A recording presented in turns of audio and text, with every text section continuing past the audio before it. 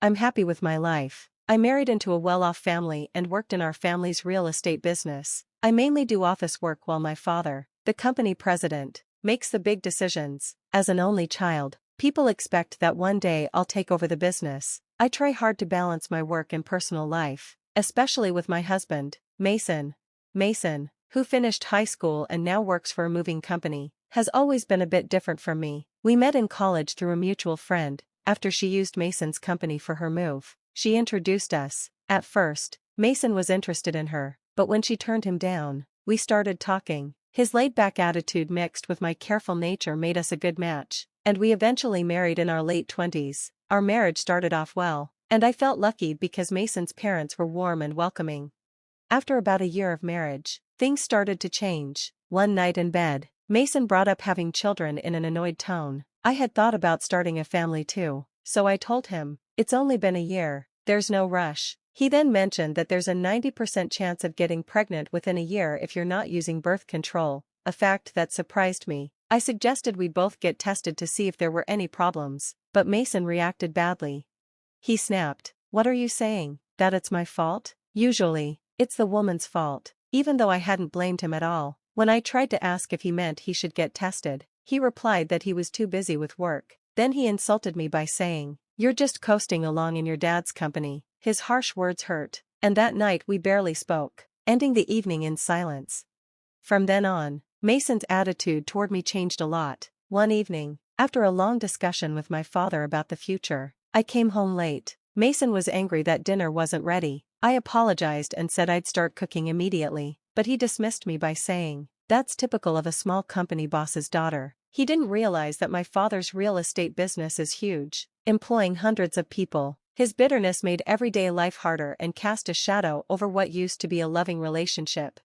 I quickly went to the kitchen to cook and told him, "Have a drink and relax while you wait." Even though it hurt me to see him rely on alcohol to ease the tension, the next day, Mason left for work in a cold mood. Warning, "Make sure dinner's ready when I get home." I had already planned a day off to visit the gynecologist for fertility tests, a step Mason insisted on. Even though he refused to do any testing himself, I wanted to start treatment right away if the problem was mine, knowing that fertility issues could worsen with age. The clinic was crowded and I waited for an hour before my exam. After several tests, the doctor said the results would come at my next visit. The thought that I might have fertility problems scared me, but I was ready to face it. That evening, I told Mason, "I went for the fertility test today." His short reply was, "Figures. If the problem's with you, it's good you're getting tested. Let me know the results." It hurt to hear him assume I was to blame. 6 years passed. Now, at 37, we still haven't had a child, and it seems Mason has given up on becoming a father. He often stays out late or doesn't come home at all. When he does, he tells me he's been out drinking and singing karaoke until dawn. His behavior now makes him seem more like a carefree college student than a devoted husband. My work has become more demanding, and our dream of starting a family has been put on hold. Mason's actions and neglect of our life together have become too much to bear. One day, on his day off, I noticed Mason had forgotten his smartphone in the living room. As I was about to put it in his room, it rang. The caller ID showed a name, Diana. Thinking she was a coworker, I answered, "Hey, Mason, you're late. I've been waiting for 50 minutes. Hurry up, or we'll miss the park opening. We haven't had a date in so long." A flirty voice responded. Hearing about a date shocked me, and I quickly hung up. In that moment, I realized that Diana wasn't just a coworker, she was someone Mason was seeing romantically. Holding his phone in my hand, I stood frozen with the painful proof of his cheating. I was determined to confront him, so I started gathering proof. Unlocking his phone was easy since he used his birthdate as the password. I found many messages and calls with someone named Diana, full of intimate and loving words that made my stomach turn. I saved photos of everything before returning his phone, acting like nothing was different. A month passed in this awkward and painful state, and one day, my father, the president of our company, called me into his office. "I need to talk to you about something important," he said seriously. His tone made me nervous, and I braced myself for bad news, which added to the stress I was already feeling. That evening, sensing something was coming, Mason suggested we separate. I had already been thinking about how to handle a divorce due to his affair, so his suggestion made things easier. "Yes, let's get a divorce," I said quickly. Mason seemed surprised by how easily I agreed. probably thinking about his future with Diana. He seemed relieved, and I signed the divorce papers he handed me. I'll file them tomorrow. I'll be leaving the house, he said casually. Are you sure about the mortgage? I asked, wondering if he had thought through his finances without me. His job was hard but not well paying, and I doubted he could manage the mortgage alone. He was confident, maybe even naive, but I didn't feel the need to help him. After everything, I moved back to my parents' house. They were worried at first but got angry when I told them about Mason's affair. They fully supported my decision to leave him, reassuring me it was the right choice. I threw myself into work to distract myself from the pain of my failed marriage. A year passed in a blur of projects and responsibilities. One evening, my father, seeing how tired I was, suggested I take a break.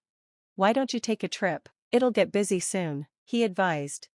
Feeling mentally drained, I decided to take a solo trip to the Northeast, hoping for a change of scenery and some peace. The fresh air and kind locals helped clear my mind and heal my spirit. After that, I booked a stay in a nice hotel in Los Angeles to treat myself. After checking in, I relaxed in the lobby, sipping a welcome drink and letting the exhaustion fade away. I felt so at ease that I jokingly thought about moving to LA. But then, a familiar voice broke the calm. Huh? Hey, what are you doing here? I turned and saw Mason entering with 2 large suitcases. The last thing I expected was to run into my ex-husband on this trip. But then, I noticed he wasn't alone. He was with a young woman, who looked to be in her early 20s. She had flawless skin, bold makeup, and striking red nails that stood out against the cold weather. Her outfit was bold too, a short skirt, even though it was chilly. I couldn't believe my eyes. Why are you here? And who is she? I blurted out, even though I wasn't sure I wanted to know the answer. Oh, let me introduce you, Mason said with excitement. This is Diana, my new wife. We're on our honeymoon, and guess what? She's the daughter of a rich businessman. The name Diana hit me hard. It was the same woman from the phone call months ago. I felt uncomfortable hearing Mason boast about marrying someone so much younger and wealthier. You're here alone? That's sad, Mason mocked, his voice dripping with disdain. Diana gave me a look and sneered. Hey, Mason, is this your ex-wife? She looks old. Hurry up with the check-in. I kept my cool as Mason proudly wrapped his arm around her and continued to boast. Yeah, I'm set for life now, marrying into money. You can keep struggling in your simple life. Mason's laugh filled the lobby, so out of place compared to the peaceful atmosphere I had been enjoying. He went on, Diana's the daughter of Goldsmith Enterprises. You know. The mention of Goldsmith Enterprises rang a bell in my mind. I felt a mix of shock and anger as I processed the possibility of infertility while Mason had been recklessly having an affair. His distance suddenly made sense, and I was filled with anger and hurt from his betrayal. Realizing that Mason no longer needed me in his life was devastating, but discovering his affair made it even worse. I remembered it all clearly as Mason's face lit up with a childlike grin. Impressive, huh? Her family's loaded. They even paid off our house mortgage quickly. Thanks for making the divorce so easy, Patricia, he said in a sarcastic tone. I replied calmly, yeah, I know them. They're in that big downtown building, right? I've been there. I wasn't bothered by his words. Mason looked surprised. Oh, you've been there? Well, her family owns a huge company, so breaking up with you was the right choice, he sneered. I nodded and added, that building? It's part of our real estate holdings. I mentioned it as if it were just a small detail. Both Mason and Diana looked confused. What do you mean by our real estate? They asked together. I explained in a calm tone. My father rents that building for his top office. I'm not sure if your company is involved in real estate, but that building is far from shabby. I could see they were skeptical. I paused and continued. I was there when my father bought that building for about $500 million. Recently, he complained that one of his tenants wasn't paying rent. Guess who? Your company, Goldsmith Enterprises. My father is a real estate magnate with assets worth $5 billion, and that building is one of them. Goldsmith Enterprises has been the tenant for a few months now, and they haven't paid their rent.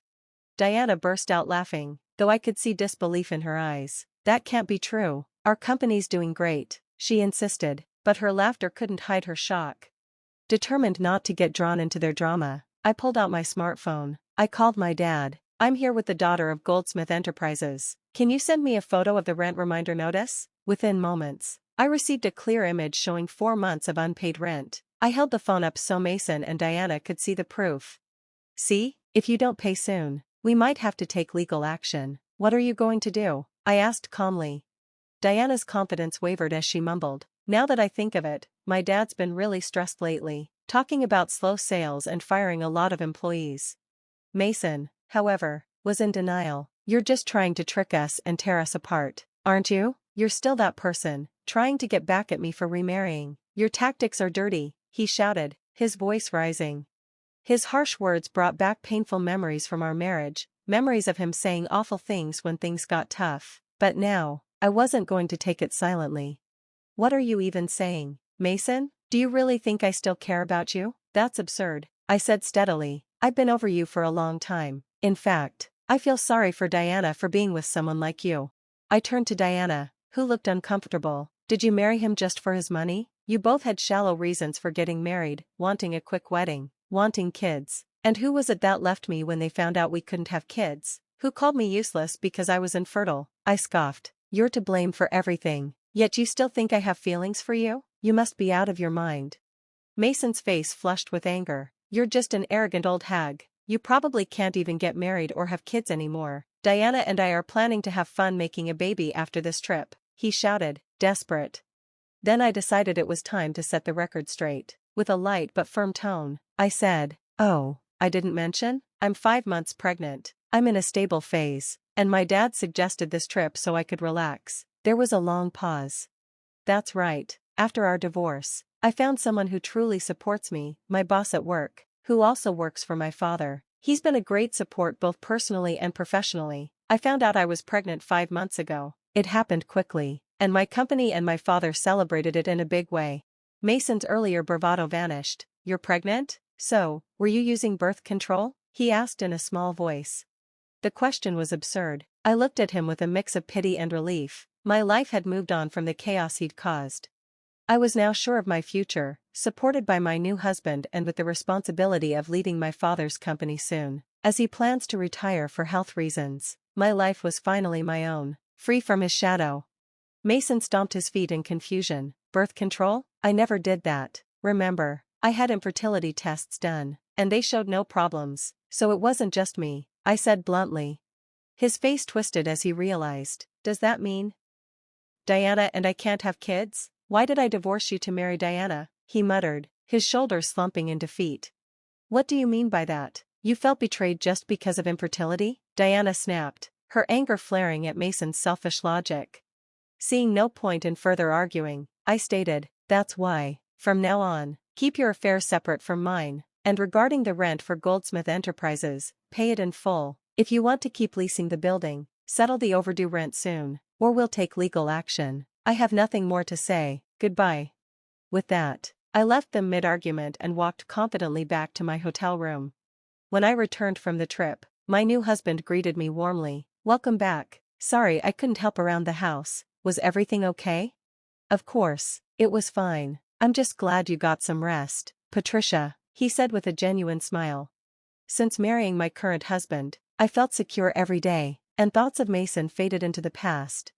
I never saw Mason again. Later, through my father's contacts, I learned that Mason and Diana's situation worsened. Although Mason believed he was marrying into wealth, he soon discovered that Goldsmith Enterprises was drowning in debt. News spread about an employee stealing millions from clients, and although Diana's father knew about the fraud, he tried to cover it up. Once the scandal broke, the company's stock plummeted, its reputation was ruined, and many employees quit. They couldn't possibly pay the rent now, let alone recover from the scandal. This turn of events confirmed that moving on was the best choice. Now, I focused on a future filled with stability and genuine love, with my new husband. Thanks for watching. If you liked this video, please like, comment, and subscribe for more great stories. Don't forget to tap the notification bell, so you never miss an update. Share your thoughts in the comments, we love hearing from you. See you next time, and take care.